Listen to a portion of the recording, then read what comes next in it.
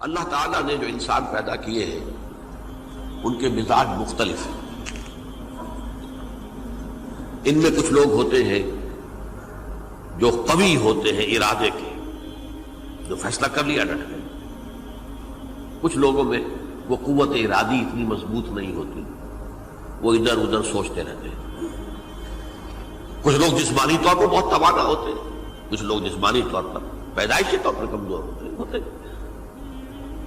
تو اگر کوئی قوت ارادی کمزور رکھنے والا شخص ہے، وہ بھی تو اللہ کی تخلیق ہے، اللہ کا بندہ ہے، خطاؤں کا ظہور ہو جاتا ہے، توبہ کرتا ہے، پھر کچھ عرصے کے بعد پھر خطا کا ظہور ہو جاتا ہے، پھر توبہ کرتا ہے. تو ہم تو یہ سمجھیں گے کہ ایک حد کے بعد پھر اس کی توبہ قبول نہیں ہونی چاہیے. لیکن حدیث سنیے. وعن ابی ہریرہ رضی اللہ تعالی عنہ قال قال رسول اللہ صلی اللہ علیہ وسلم ان عبدا اذنب ذنبا، یقیناً ایک بندہ جو ہے وہ ایک گناہ کرتا ہے. فقال، پھر وہ کہتا ہے رب، اے میرے پروردگار، اذنبت فاغفر لی، مجھ سے گناہ ہو گیا ہے، مجھے معاف فرما دے. فقال ربہ، تو پروردگار یہ کہتا ہے اعلم عبدی ان لہ ربا یغفر الذنب ویأخذ بہ،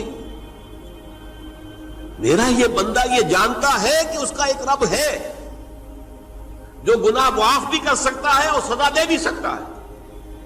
کیا معنی ہوئے؟ گناہ اس نے کیا ہے لیکن جانتا ہے اللہ کو کہ وہ معاف بھی فرما سکتا ہے، تبھی تو وہ اللہ سے معافی کی درخواست کر رہا ہے. اس کے اس جاننے کی بنیاد پر، اس کے اس علم کی بنیاد پر، اس کے اس ایمان کی بنیاد پر فرمایا غفرت لعبدی، میں نے اپنے بندے کو معاف کر دیا. ثم مکث ما شاء اللہ، پھر وقت گزرا جتنا کہ اللہ نے چاہا. ثم اذنب ذنبا، پھر اس سے گناہ ہو گیا. فقال رب اذنبت ذنبا فاغفر، پھر کہتا ہے پروردگار مجھ سے گناہ ہو گیا، پھر مجھے معاف فرما دے. فقال ربہ، اللہ فرماتا ہے عالم عبدی ان لہ ربا یغفر الذنب ویأخذ بہ، میرا بندہ ہے نا جو جانتا ہے کہ اس کا ایک رب ہے، ایمان باللہ اس کے اندر ہے، تبھی تو پکار رہا ہے. اور یہ بھی جانتا ہے کہ وہ گناہ معاف بھی کر سکتا ہے اور چاہے تو پکڑ بھی سکتا ہے، سزا بھی دے سکتا ہے. تو فرمایا، اللہ تعالیٰ فرماتے ہیں میں نے فرمایا کہ میں نے معاف کر دیا. ثم مکث ما شاء اللہ، پھر ایک عرصہ گزرا اس کے بعد. ثم اذنب ذنبا، پھر اس نے گناہ کیا. قال رب اذنبت ذنبا آخر، اس نے کہا پروردگار میں نے تو پھر ایک اور گناہ کر دیا، فاغفر لی، مجھے بخش دے. فقال اعلم عبدی ان لہ ربا یغفر الذنب ویأخذ بہ، میرا بندہ جانتا ہے نا کہ اس کا ایک رب ہے جسے وہ پکار رہا ہے، کہ وہ جانتا ہے کہ اسے اختیار حاصل ہے کہ چاہے تو بخش دے اور چاہے تو پکڑ لے. اس کے اس علم، اس ایمان کی بنیاد پر میں نے اسے معاف کر دیا. ایک اور حدیث، میں نے چونکہ اس گفتگو کے لیے ان احادیث کا تفحص کیا ہے، یہ تو بہت ہیں حدیثیں، میں نے ان میں سے کچھ چنی ہیں. ہمارے بعض واعظ ناصح وہ بھی کسی شخص کو روکتے رہے، برائیوں سے روکتے رہے، نہیں رکتا تو کہیں غصے میں آ کے اللہ تجھے کبھی معاف نہیں کرے گا. یہ کتنا بڑا جرم ہے، اس کا اندازہ کیجئے اس حدیث سے. تم میرے بندے کو میری رحمت سے مایوس کر رہے ہیں، کتنا بڑا جرم ہے، اس کا اندازہ کیجئے. یہ مسلم شریف کی روایت ہے عن جندب، حضرت جندب رضی اللہ تعالی عنہ سے، ان رسول اللہ صلی اللہ علیہ وسلم حدث، کہ اللہ کے رسول صلی اللہ علیہ وسلم نے ایک واقعہ بیان کیا. ان رجلا قال، کہ ایک شخص نے یہ کہا واللہ لا یغفر اللہ لفلان، کہ خدا کی قسم اللہ تعالیٰ فلاں شخص کو کبھی معاف نہیں کرے گا. وَأَنَّ اللَّهَ تَعَالَى قَالَ، اس پر اللہ تعالیٰ نے یہ فرمایا منزل نزیت اللہ علیہ، یہ کون ہے جو میرے اوپر حکومت کرنے والا آ گیا، جو میری طرف سے حکم لگا رہا ہے کہ میں کبھی معاف نہیں کروں گا؟ منزل نزی، کون ہے وہ شخص؟ الذی اللہ علیہ انی لا اغفر لفلان، کہ میں فلاں شخص کو کبھی معاف نہیں کروں گا، قد غفرت لفلان، اس کو تو میں نے معاف کر دیا، واحبطت عملہ، اس شخص کے تمام اعمال میں نے ضائع کر دیے کہ تم نے میرے بندے کو مایوس کیا۔ یہ ہے جرم کی انکار۔ تو توبہ کی دعوت دیتے رہو، توبہ کے لیے لوگوں کو آمادہ کرتے رہو، توبہ جو ہے اس کے لیے ترغیب دیتے رہو، اللہ تعالیٰ معاف فرمانے والا۔ اب آخری حدیث سنا رہا ہوں، یہ تو بہت ہی عجیب حدیث ہے اور متفق علیہ، یہ بخاری اور مسلم دونوں میں۔ حضرت ابو سعید الخدری رضی اللہ تعالی عنہ جو ہے وہ اس کے راوی ہیں۔ حضور نے فرمایا کانا فی من کانا قبلکم رجل قتل 99 نفسا، تم سے پہلے جو امت تھی بنی اسرائیل، گویا کہ ان کا ذکر ہے، اس میں ایک آدمی ایسا تھا جس نے 99 قتل کیے تھے۔ اب آپ اندازہ کیجئے کتنا بڑا گناہ کبیرہ ہے قتل۔ قرآن مجید میں آتا ہے وَكَأَنَّمَا قَتَلَ النَّاسَ جَمِيعًا، اگر ایک انسان کو بھی ناحق قتل کر دیا گیا تو یہ ایسی ہے گویا کہ اس نے پوری نوع انسانی کو قتل کر دیا، اس نے 99 قتل کیے۔ فَهَلْ لَهُ مِن تَوْبَةٍ، پھر اس کے بعد یہ ہوا کہ اس کے اندر توبہ کا جذبہ پیدا ہوا۔ فَسَأَلَ عَنْ أَعْلَمِ أَهْلِ الْأَرْضِ، تو اس نے پھر سوال کیا، لوگوں سے پوچھا کہ زمین میں رہنے والوں میں کون سب سے بڑا عالم ہے؟ فَدُلَّ عَلَى رَاهِبٍ، تو اسے بتایا گیا فلاں راہب فلاں جگہ پر ہے، وہ بہت نیک ہے، بڑا عالم ہے۔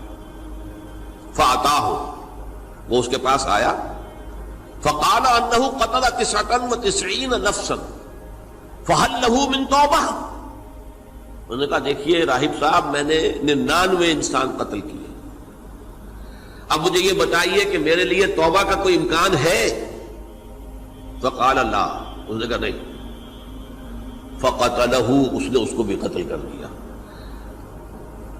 فَكَمَّلَ بِهِ 100، اپنی سینچری مکمل کر لی، مطلب 99 کے بعد ایک کی کسر تھی، اس کو بھی قتل کیا، 100 پورے کر لیا۔ ثُمَّ سَأَلَ عَنْ عَالِمِ أَهْلِ الْأَرْضِ، پھر اس نے پوچھا کوئی اور، کوئی بڑے عالم انسان ہو۔ فَدُلَّ عَلَى رَجُلٍ عَالِمٍ، پھر اس کی رہنمائی کی گئی ایک بڑے عالم شخص کی طرف۔ فَقَالَ إِنَّهُ قَتَلَ 100 نَفْسٍ، تو اس نے وہاں جا کر کہا کہ میں 100 انسان ہلاک کر چکا ہوں، قتل کر چکا ہوں۔ فَهَلْ لَهُ مِن تَوْبَةٍ، میرے لیے توبہ کا کوئی امکان ہے؟ فَقَالَ نَعَمْ، کہا کیوں نہیں، 100 قتل کیے تب بھی کیا ہے، توبہ کا راستہ دروازہ کھلا ہوا، مَا لَمْ يُغَرْغِرْ، جب تک کہ وہ گھنگرو نہیں بج رہا اس وقت تک تمہارے توبہ کا دروازہ کھلا ہوا ہے۔ فرمایا نعم، وَمَن يَحُولُ بَيْنَهُ وَبَيْنَ التَّوْبَةِ، تمہاری توبہ کے درمیان اور تمہارے درمیان کون حائل ہو سکتا ہے؟ توبہ کا دروازہ کھلا ہے۔ لیکن ساتھ ہی کہا انطلق الی ارض کذا و کذا، اب تم ایسے کرو جہاں تم رہتے ہو وہاں نہ جاؤ واپس، وہاں کا ماحول اچھا نہیں ہے، معاشرہ اچھا نہیں ہے، ہو سکتا ہے کہ تم توبہ پر قائم نہ رہ سکو، تم فلاں جگہ چلے جاؤ، وہاں اچھے لوگ آباد ہیں، ان میں جا کر رہو۔ فإن بها أناسا يعبدون اللہ تعالی، وہاں ایسے لوگ آباد ہیں جو اللہ کی بندگی کرتے ہیں۔ فاعبد اللہ معهم، تو تم ان کے ساتھ مل کر اللہ کی بندگی اور پرستش کرو۔ ولا ترجع الى ارضک، اپنی زمین کی طرف اپنے وطن میں واپس مت جاؤ۔ فانها ارض سوء، وہ بری جگہ ہے۔ فانطلقا، تو وہ چل پڑا، ہجرت کر رہا ہے، اس جگہ جا رہا ہے جہاں کا راہب نے بتایا تھا۔ حتی اذا نصف الطریق، جب آدھا راستہ اس نے پورا کر لیا، اتاہ الموت، موت آ گئی۔ فاختصمت فیہ ملائکۃ الرحمت و ملائکۃ العذاب، اب وہ جہنم کے فرشتے بھی آ گئے اس کی جان قبض کرنے کو، اور جنت کے بھی آ گئے۔ فقالت ملائکۃ الرحمہ، رحمت والے جو فرشتے ہیں جنت والے، انہوں نے کہا جا تائبا مقبلا بقلبہ للہ تعالی، یہ شخص توبہ کر کے اللہ تعالیٰ کی طرف ہجرت کر رہا تھا، اس لیے اس کی نیت کی بنیاد پر اب یہ جنتی ہے، لہذا اس کی روح ہم قبض کریں۔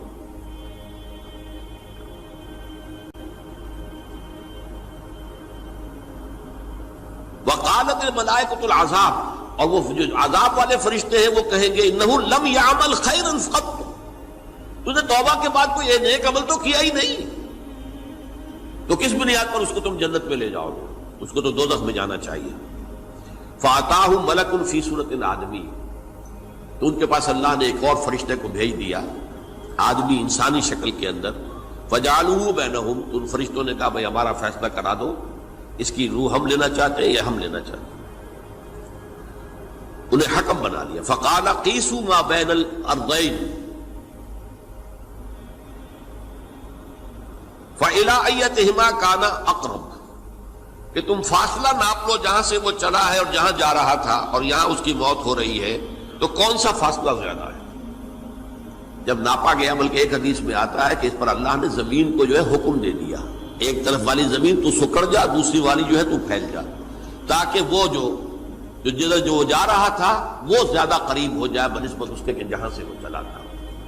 تو اس فیصلے پر پھر جو فرشتے تھے جو کہ رحمت کے فرشتے تھے وہ اس بندے کو لے گئے جنت کے اندر۔ یہ ہے توبہ کی عظمت اور اس کی تاثیر۔